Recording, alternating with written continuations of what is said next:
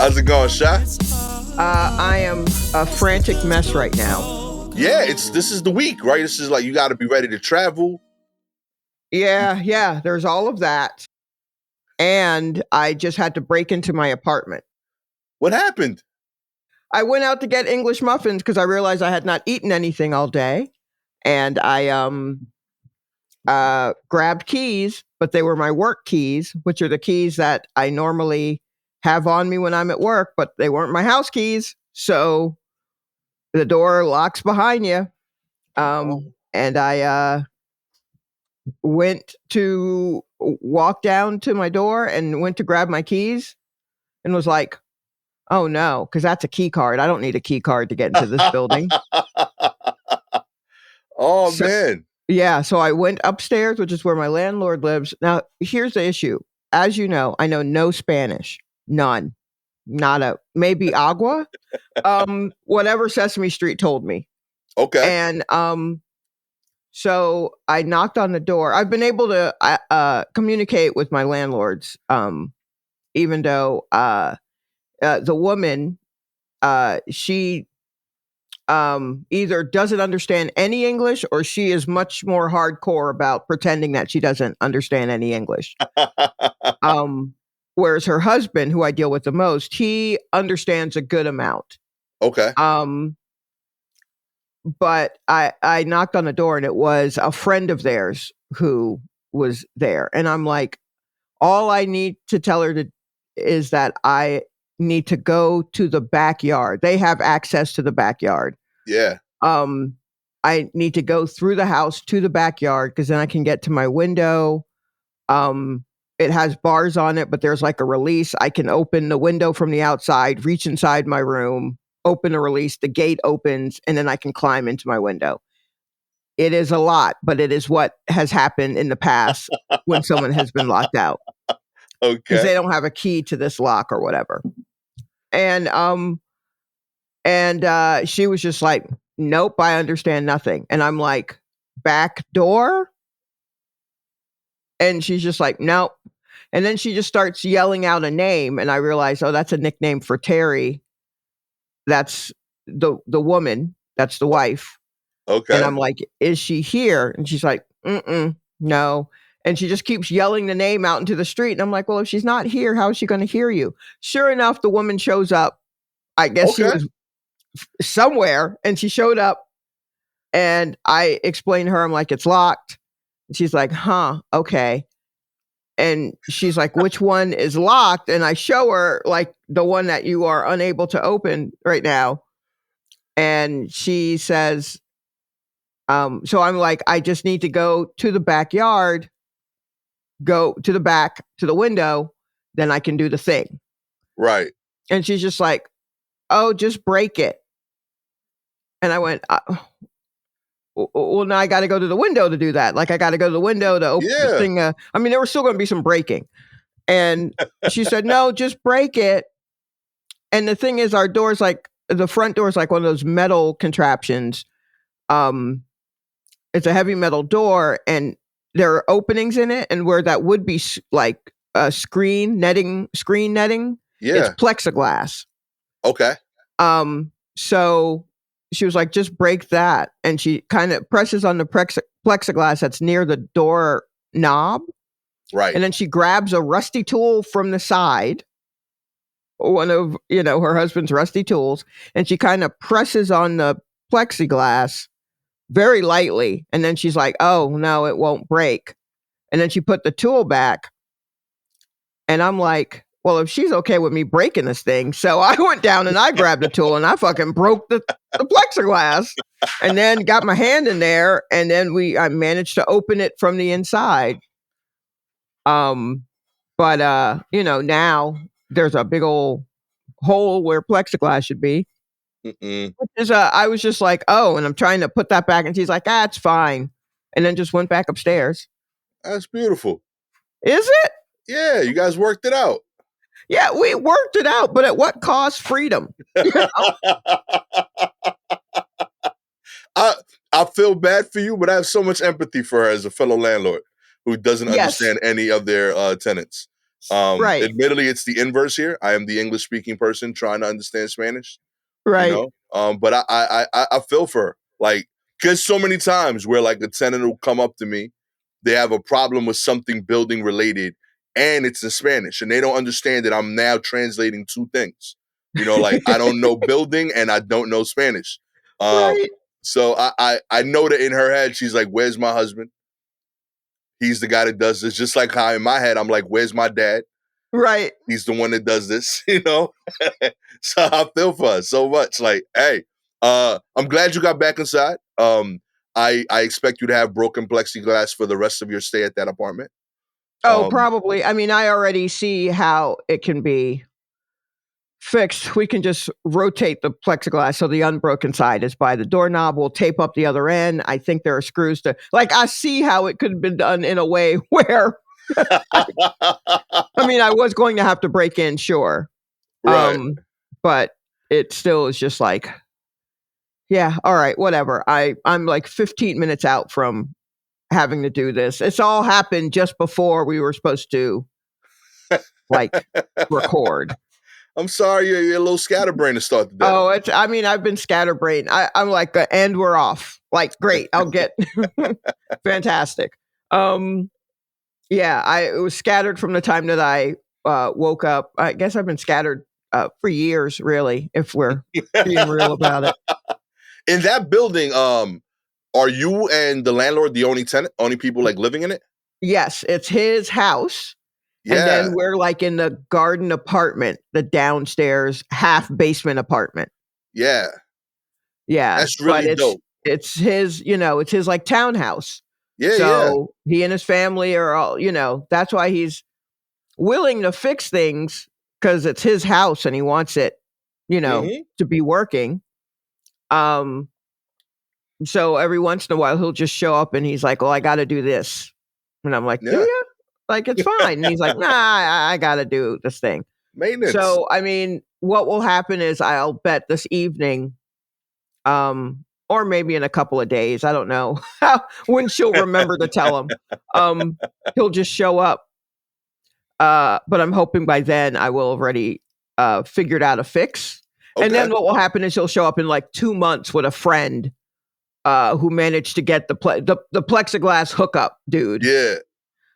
They will show up in like 2 or 3 months and replace all of the plexiglass. Probably just all of it because he has a dude. Like, we have to wait for his hookups. Okay. And which is fine because usually we end up figuring something out and everything working great. And then he'll show up with a dude months later. I got to tell you, I feel like you know my dad. I mean, that's a little. This is definitely their house is definitely a touchstone for I think they're from El Salvador, so Yeah. the Salvadorian population of the neighborhood. This is definitely kind of their meeting place. Oh, that's dope. I don't know what they do up there. Sometimes I hear noises and I'm like, I don't know what that noise is, but I also am not sure it should be happening at this time of night, but whatever.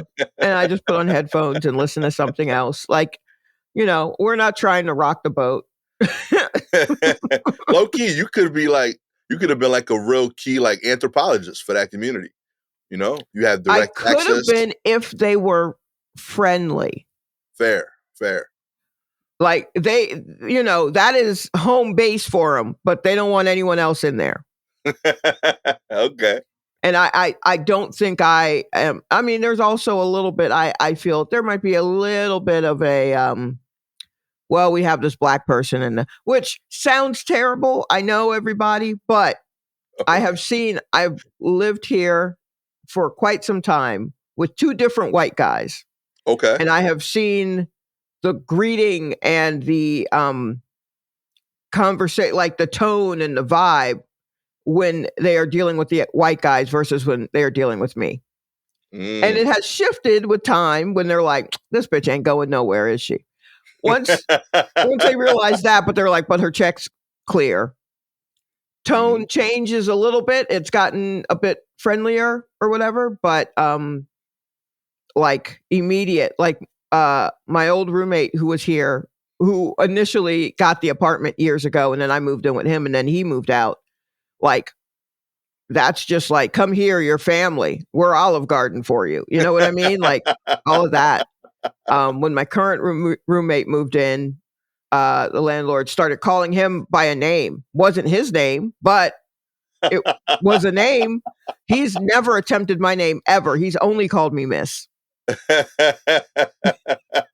He knows the cat's name. I've heard him talk to the cat through the window. Never attempted my name. Oh man, I can't wait for this book. This is gonna be awesome. Yeah, it's a lot. I'm here for it. Let's get into the news. Okay. The first Twitter-fueled bank run, how social media compounded SVB's collapse. That's right. Shares in the banks all over the world have plummeted in recent days as fears that the collapse of Silicon Valley Bank could precipitate a wider crisis in the sector. The speed at which market jitters have spread across the world have forced bank executives and regulators to move with unprecedented swiftness. U.S. authorities guaranteed all deposits in SVB and their smaller bank Signature 48 hours after it collapsed. Just hours after, Credit Suisse, Yep. Suisse's shares. Swiss, yeah. I was like, I don't know. Swiss, but Swiss. Okay, I was like, Credit Susie. That's what's up. Credit Suisse's shares prices plummeted on Wednesday with the Swiss Central Bank stepped in with the $54 billion loan. A lot of people are talking about this because, usually with a bank run, people hear about a bank that's potentially failing. And in the past, they would have to physically go there and get their money out. But SVB, the money run was exponentially faster because it's the first time it really happened with a digital bank where, people were like, oh, I'm taking that shit out from my house on my phone. Oh, wow. So I did not even think about that. Yeah, you'd have to physically go to get your cash out and they would tell you in person, we don't got it. Now everybody was hitting take money out on their apps or over the phone, and it became exponentially faster. It took 48 hours for almost every dollar to be requested and they didn't have it. That's just bananas. It's brought a lot of attention to the sector because, it's going to change how banking functions. Most people aren't aware, obviously banks, if you go there, they're supposed to give you your money, but they don't expect everyone to ask. So they tend to invest our money in long-term investments. But if something were to go wrong, like what just happened with SVB, they tend to not have all that cash in hand anymore. And unlike in the past, when that happens, we want our money very quickly as a whole. I thought this was trippy. Well, here's another thing about this particular bank was that they didn't have, when you are banking with a regular old bank, you're a regular old person banking at a regular old bank. You have the FDIC, which is what they say at the end of all of those commercials. Yeah. And that's where the government will insure your money up to $250,000, I think. Yeah. You are guaranteed that much of your money is insured. But this bank dealt with a lot of businesses, tech startup, kind of businesses, and they had millions and millions of dollars in there. And, because they're free and open-minded and free thinkers, they they didn't have FDIC protection. Right. But when that money was gone, everyone was like, I'm gonna need my money. So if I'm not mistaken, didn't the government just go, all right, here's your money? Yeah, basically they're like, listen, you should have did this paperwork before, but Right. we gonna pay you out this time. Because I feel like if I ask for all of my money, it's not gonna be that easy. You know what? I'm not going to get my $500. I have to fill out a lot of paperwork to get my $550. So yeah, no, they lucked out. Government bailed them. Yeah, but that's kind of wild because I thought like the whole I don't know. Was that the whole thing about the bank? I mean, I guess they dealt with crypto and that's kind of what made the run happen, yes? Was That's all of part of this. it. Also, that like because there was a theoretical run that was talked about to avoid it. Like most banks, they looked at ways of raising funds, and they Mhm. started going around saying, "Hey, we're looking to sell some shares of our bank to raise capital." Smart idea in general. The Right. problem is that this was happening in Silicon Valley, where like everyone's like a trader. So Mm. like when word got out that they were looking to sell funds, it let all the major companies know, oh, they're short on cash. So all Let the me get big mine. investors were like, let's take our cash out. And so like they got hit twice by it. Like they unintentionally leaked their own problem. Like they leaked that they were cash poor and became more cash poor because every company was like, oh, if you're doing this, you need money. Let me get my money before you don't have my money. Oh, wow. Actually, that's very funny. Yeah. Okay, that, They not that that not that I'm looking for a reason to feel better about banks. I am not. Um, but, if there's some way that I can hit him with a Nelson Muntz, from The Simpsons, I will. Much deserved. Hey man, get back to mattress money. Get back to mattress money. Real talk. Absolutely. Like yeah, you're gonna lose 0.01% return on that savings account, but you know exactly where them dollars are. Right, You that's can very hold them. true. You know, I understand. Once I saw like, "Oh, I'm not earning anything on this," I really am kinda like, I would put this in a sock drawer. Yeah. I'm with Yeah. you with like investment accounts. There's still a risk, but at least there's a reward. But like Mhm. once these banks got like below like a reasonable return, like yo, my sneaker box ain't that bad no more. No, no, Like, it's not. It's it not. does its job. I know exactly where it is. You know, We have to I, come I, up with better hiding places, though. yeah, I agree. I agree. My dad was good with these. I remember my dad would like randomly like disappear and come back with money, and he wouldn't leave the house, but Mhm. he would like he would like do a lot of like pivoting so that I wouldn't know. Like he would spend time in every room and like do a lot of shuffling, and like I would try to like redo the shuffling after, and I couldn't figure it out for years. And like he was like, "Yeah, I got hiding places in all the houses." And I'm like, even now, like he has hiding places in my house. Like I've seen him, like he's come over here. He's like, "Yeah, I'm here to get money." And I'm like, nobody owes you rent. We haven't told you, like, no, I got money in the house. I'm like, in my house? He's like, yeah, all the time. He's like, I build it in. He's like, anytime I'm doing construction, I build in places for me. I got like little hidden compartments all over the place. He like, Is he writing all of this down? That's the book I wanna read. Is he writing all of this down? I hope so, just because like if he dies, like I'm gonna have to go on some scavenger hunt all Right. over the properties, like Yes, I don't want you tearing down houses because your dad said there's always money in the banana stand or whatever. Like, I want you I want him to leave you some sort of a map. yo, that's all I'm asking for. We'll see. Fingers crossed. I found once like $300, like in I won't say where because I don't know if he still uses the spot, but like I was like 12. I was like 12, but like I found it like super unintentional. Like I was cleaning, I was helping my Mm, mom clean, and like I found it somewhere where like I'd never gone, and like right. it made me feel bad because it was something that like yo, my mom's asked me to clean this for like 4 years, and like I've been pretending to, and like I finally clean it, and it's been here the whole time. Like he was so sure that I wasn't doing my chores that he could just put it there. Right. So yeah, but I think he's gotten far more advanced since then. It might also be in my fate. Like that might be why I can't fix the boiler. It might be in the boiler. Who knows?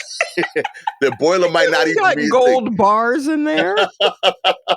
It might not even work. I don't even know. Like he might have been misexplaining it to me on purpose just to keep me away from the boiler. I would guess so. So many pivots.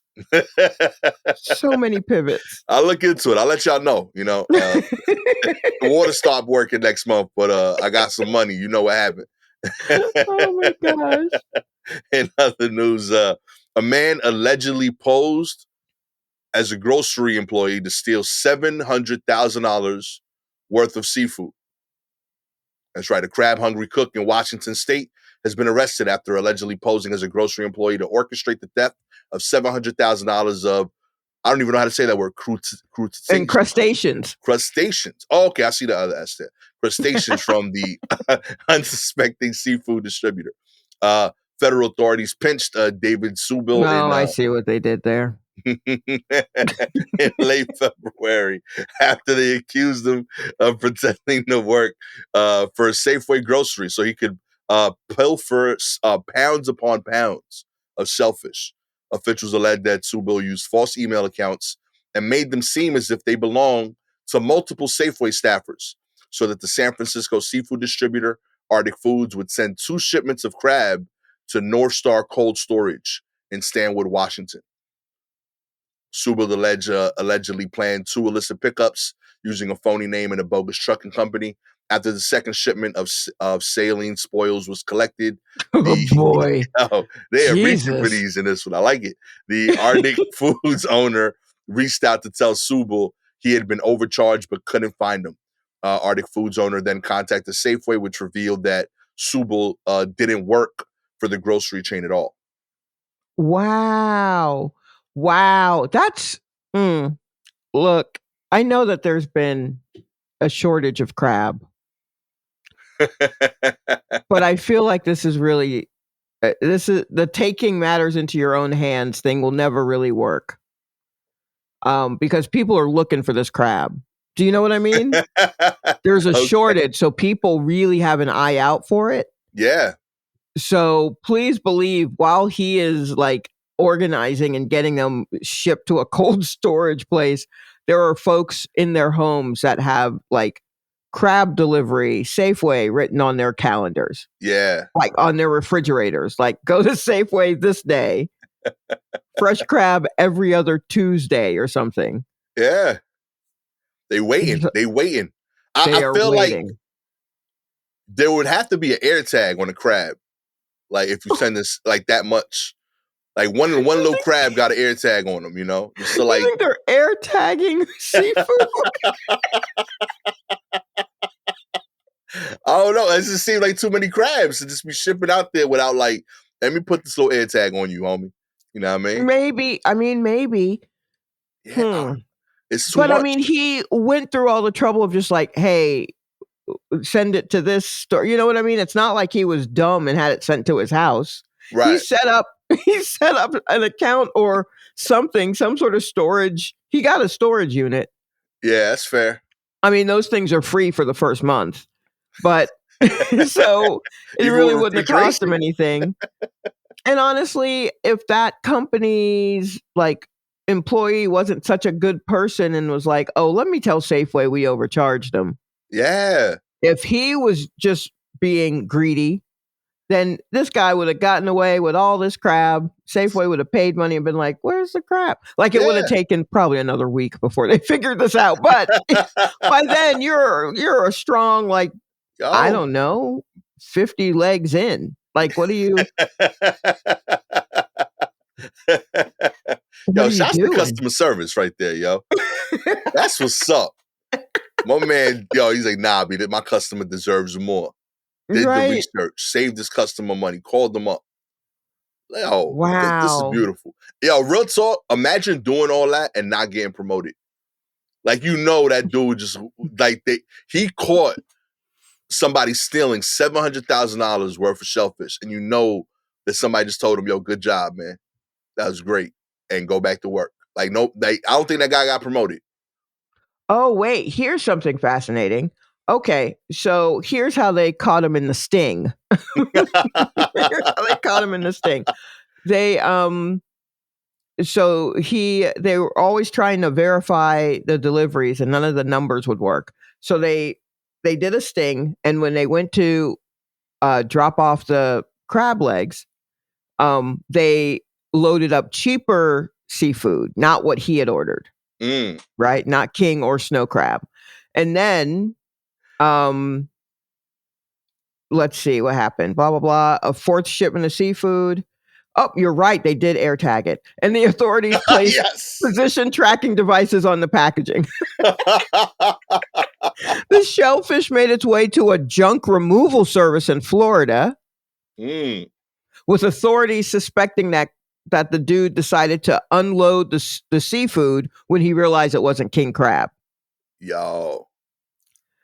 And then the guy booked a one-way plane ticket to Colombia, but he didn't get on the plane. Oh, come on, homie, you had it. And then so they caught him in Miami. This is a lot. My man, you had it, yo. Yeah. But maybe he knew, they were going to get him on that plane. They were going to get him on that plane.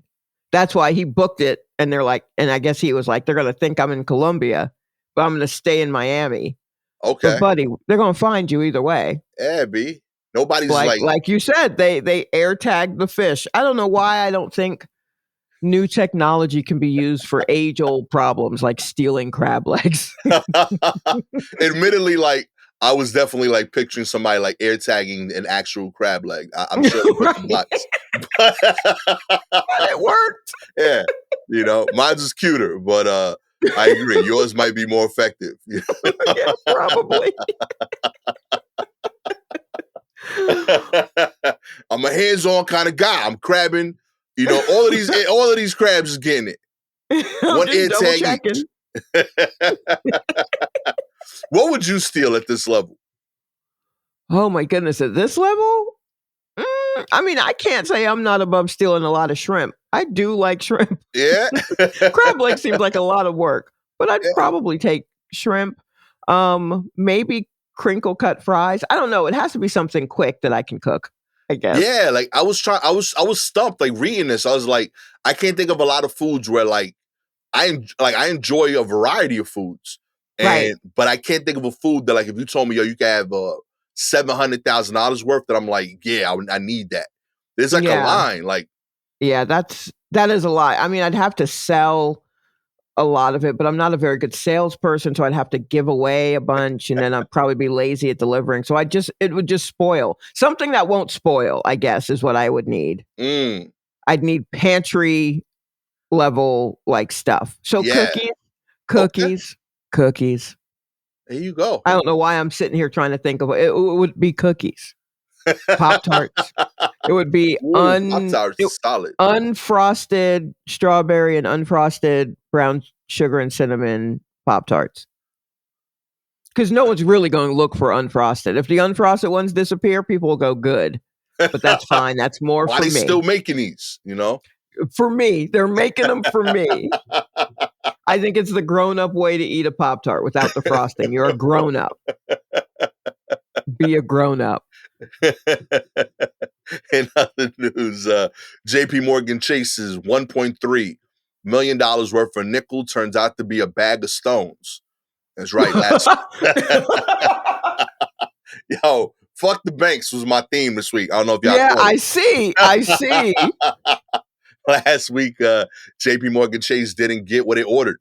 In a surprising mix-up, a Dutch warehouse accidentally sent a bag of stones instead of the nickel that was purchased. The London Exchange revealed there was a misunderstanding with its nickel supply, but didn't identify the owner or warehouse involved in storing the nickels. An operator at the warehouse weighed the bags, believing it showed more than 50 tons of nickel. But the operator later discovered the bags were filled with stones. According to the Wall Street Journal, the warehouse is owned and operated by logistics firm Axis World. The company is owned by miner and trader Glencore PLC. In a statement, Axis World said it inspected warranted bags of nickel briquettes at all locations. The Rotterdam, Netherlands incident is an isolated case and specific to one warehouse. JP Morgan Chase reportedly purchased the bags years ago. Had the material actually been nickel, it would have been worth $1.3 million. Wow. Okay. This is very funny to me for a couple of reasons. One is because I have my story, my world famous story about it's not famous in the world, about me shopping in the middle of the night, food shopping, and one of the employees, an old lady, telling me to protect myself by putting 2 rolls of nickels in a sock, Oh, or at least 1 roll of nickels in a sock. And just keeping that on my person. that's beautiful. Yes. Oh yeah, Um, community. That's what's up. yeah, it was very, very sweet of her. So I am just thinking of somebody like, we got to get these, we got to protect our people. You know what I mean? They stole socks from another warehouse and then they stole all these nickels. Hell yeah. But then I thought, wait, are they formed in nickels or is it just nickel? Do you know what I mean? Is it just the Yeah. metal? Is it just. I had the same thought. I still don't know. Yeah. The way I'm reading it, and I'm like, wait, are these like American nickels or is this just nickel that would be pressed into whatever it needs to be pressed into? And then I got to thinking, I thought a lot while you were reading. And I got to thinking, oh, well, how do you store nickels? Like if someone went in and replaced the nickel with stones, Yeah. how do you know the weight of $1.3 million of nickels? And you convert that to just rocks? Yeah. It's an inside job, I guess, ultimately, is what I'm saying. Respect. Hell yeah. But there's so much math you have to do. And now you got to do something with all this nickel, which Yeah. I feel like is just like one big stone that you just kind of chip off parts of and then you press to make 5 cents. I don't know. I don't know how mints work. I really don't. Mm. When I was reading this, what stumped me is that like this feels like the heaviest way to steal $1.3 million. Like, It really does. you're Yeah, because right. it says it's more than 50 tons of nickel. Yeah. Like 1.3 million in cash gotta be lighter. You know, like was nickel the only like expensive thing that they had access to? But they were like, nah, the nickel's where it's at, you know? You know? I know it's heavy, but nobody tracking the nickel. Yeah, that's true. Like man, if there was any time that we needed an air tag, Yo. I guess. I really feel like that's the lesson. Yeah. And that might be why it works. Cause like you wouldn't like there's an air tag to value ratio that like every business does. And like so Mhm. they're like every crab, $20, air tag $2. You know, if I buy them in mass, that's worth an air tag.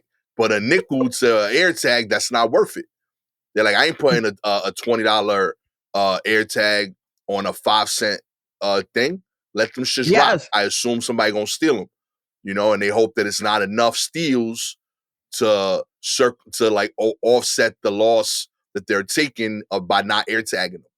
But crabs is too expensive. They're like, nah, we got to air tag every Oh, box okay, so are you saying that we value our crab more than we value nickels? by far. Yeah, I don't even think it's close. I've definitely had more conversations about crabs than nickels, But I think, my whole life. that was $700,000 worth of crab versus $1.3 million of nickel. Yeah, and I got more people sending me the article about the crabs. They're like, "Yo, this is news." I ain't even kick off the show with this nickel shit. I was like, "Let me sneak in this nickel nonsense." Okay, nah, I know where the people's hearts are. Okay, value and Oh, food. You can't eat nickels. Okay, my son can't eat those rocks. All right, but the crabs they can eat those. okay. I'm Double looking up what value. nickel looks like. Nickel is a silvery white metal with a slight golden tinge that takes a high polish. Okay, I would assume it Um, looks pretty, yeah, it looks nice. right? But man, is it toxic to touch? I mean, I guess not. It can't be, right? We touch all this. We used to all the Oh, time. well, exposure can harm the lungs, stomach, and kidneys. Oh, Exposure to nickel may lead to cancer. pull that back. Okay, never mind. There you go. Debit cards only from now on. Shit. I guess so. Real talk. Wow. So that means we're gonna have like a run on nickel. Like there won't be enough nickels. Yeah. Mm. Somebody got it. 1.3 M's worth. Nickels. Gone. Wow. That's Uh, wild. That's that's wild. It also reminds me of how in the movie Out of Sight, which is maybe my favorite movie, someone stole a bunch of diamonds, but I guess they stole them in the raw form. So people yeah. were breaking into this dude's house to try and find the diamonds, and no one could, but one person did, and they were in the bottom of the fish tank because Ah, they were not all shiny and polished. yeah. Yeah. Oh, that's So, dope. yeah. So let's start looking in fish tanks wherever fish are dying from cancer. There's probably a nickel infused. We might want to check that out. We might want to look closer at that. There you go. You know, $1.3 million worth being protected by goldfishies. You know, you can tell Shalewa and I are not master criminals. Okay, No, not at all. Clearly, we are leaving dead fish no matter what in our wake. Dead fish. In other news, 2 inmates caught at IHOP after allegedly using a toothbrush to escape from Virginia jail. Yo, what's up with these articles being like 3 articles? Like, I want to read all. Yo, I was cool reading either story. That's amazing. That's what's up. Oh my gosh. 2 inmates who allegedly used the toothbrush to escape from a Newport News, Virginia jail are back in custody after they were caught at an IHOP. John M. Garza. Damn, they put everything about these dudes. John M. Garza, 37. Arlie V. Nemo, 43. Were discovered missing from their cell around 7:15 p.m. on Monday. The Newport News Sheriff offices said. During a preliminary investigation, authorities found the men exploited a construction design weakness by using primitive made tools made by a toothbrush and a metal object, deputies said. The tools allowed them to access to untied bars between the walls, and once gaining access to the rebar, they used it to escape, according to the sheriff's office. Once they were outside, Garza and Nemo climbed a wall and left the jail. There's a picture of the tunnel. Yo, they did work, man.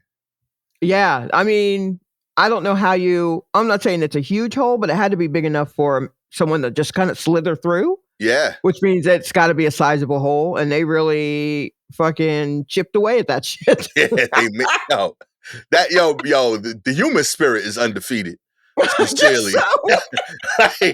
That's true. We got people stealing crowd. We got them moving nickels, switching nickels and rocks. We got them tunneling out of with a toothbrush. With a toothbrush. Yo, I need y'all to find. I'm gonna post this picture on the IG account and know that they made this hole. They started with a toothbrush, my G. Now, I think. Look, there's a movie called what's it called? It's got Reese Witherspoon. It's a weird version of Red Riding Hood or whatever. Okay. I forget what it's called. But in it, she gets locked up. It's a wild movie. Look it up. She was a teenager when she made it. It's wild. But it's a retelling of Little Red Riding Hood. Maybe it's like Runaway or something like that. Okay. But I believe in it, someone shows her how to use a toothbrush to make like a shiv. Freeway, that's it. And I think you wrap it up in like plastic wrap, and then you just keep like just rubbing it up against concrete, and then it'll make it sharp or something. Like, so that means they had to do something to the toothbrush and then find a little piece of metal and then chip their way out. I mean, I applaud them. But I also I understand they just got out of jail, but I also want better for them than IHOP. Then again, IHOP does be hitting sometimes. Yeah, I was gonna say, I don't know, that's solid. You know? I mean, after, you can't go to Waffle House with this craziness. Nah. You just left craziness. You need some peace. Yeah. IHOP gives you peace sometimes. Yeah. I mean, I guess they I feel like IHOPs and Waffle Houses are where they're checking first. Fair. So, because you can get a waffle or pancakes and steak. Like, you know what I mean? It's some real like this is your last meal shit right here. Yeah, You it know, is. It since really you haven't is. had one before, like yeah, I get it. Yeah, And diners don't really pop off like that in the South. They don't really have them like that, yeah, like they do up north. So that's what the Waffle House is. That's what the IHOP is. If there was a Denny's nearby, that's what that would be. But go. yo, that's wild. Oh man, keep it pushing. You know what I mean? I ain't mad at y'all. You know what? I feel like IHOP is a solid choice. I might have like sprung for a Cracker Barrel, admittedly, but Ooh, I ain't I mad at mean, yeah, if it was a white collar crime, Cracker Barrel. it. Just because it's the last, you got to know you're getting caught. I feel like if I'm getting caught, I want to try the most like expensive of the ones. Okay, all You right, know? yeah, I guess so. It may take them a while to get to Cracker Barrel, but I wonder if when you get there dressed in orange, if if Cracker Barrel's going to be the first to snitch. Because I feel like if you come into IHOP like in the orange jumpsuit, they're just going to be like, "Do you want to sit by the window or no?" And they're going to go no, and it's like I had a feeling, and they'll put you towards the back. With the other people in orange. Yes, yeah. I feel like that's the other thing. There are a lot of windows in IHOP, but you could Yeah, go in Cracker Barrel and no one would really see you except the staff, and they yeah, certainly are snitching. So you got to run that risk of like finding a restaurant that isn't all the front of it is glass. Like Waffle House, there's no escaping. yeah. Nah, you visible. Yeah, but I mean, also the people working there just left their orange jumpsuits in the back room. So Oh man, hey man, keep yo. I hope y'all escape again. Uh, you know what y'all should do? Real talk. You should they should start like one of those educational videos. You know, like what's that? Like they should have a Skillshare video on how to escape jail, and um, you make that way they can make money and have the money from the Skillshare video go to their commissary. oh wow. I feel like You know, they are not going to put money that you made from telling people how to break out of jail on your books. I don't know. I I mean, just feel like that there's somewhere. I mean, I don't know. They also didn't catch these two dudes shipping their way out of, real talk. I'm telling you, yo, out of a they let you make the jail. whole hole. You could probably shoot the video in the jail. You know, Honestly, I bet that there's a space on TikTok where that is happening. I straight bet you up. anything. You I know, mean, I've seen some clips where there are like people in jail like cooking. yeah, I've Like, seen that hard grilling on the yeah. steps. Real So talk. Yo, get on it, yeah. bro. Start a tutorial website. You know, uh, finally, this country wanted a 69-hour work week. Millennials and Generation Z had other ideas. That's right. Shorter work weeks to boost employee mental health and productivity may be catching on in some places around the world, but at least one country appears to have missed the memo. South Korean government, that's right. Big surprise was this week's this week forced to rethink a plan that would have raised its cap working hours to 69 per week, up from the current limit of 52 after sparking a backlash amongst millennials and Generation Z workers. For those y'all unaware, workers in the East Asian powerhouse economy already face some of the longest hours in the world, ranked fourth behind only Mexico, Costa Rica, and Chile in 2021. So yeah, yet the government had backed the plan to increase the cap following pressure from business groups seeking a boost in productivity until, that is, it ran into the ferocious opposition from the younger generation and labor unions. South Korean President Yoon Suk Yeol's senior secretary said Wednesday the government would take a new direction after listening to public opinion and said it was committed to protecting the rights and interests of millennials, Gen Z, and non-union workers. That's beautiful. 60 how are you doing 69 hours a week? Yo, I don't that's even wild. what are you making? The current law limits the work week to 40 hours plus up to 12 hours of compensated overtime. Yeah. Though in reality, critics say many workers find themselves under pressure to work longer. So that's where we get the 52 from. Mm-hmm. So 52 legal. you could work 40 and they would be like, that's fine, but they will add the extra 12. No, I don't like this. That's wild, yo.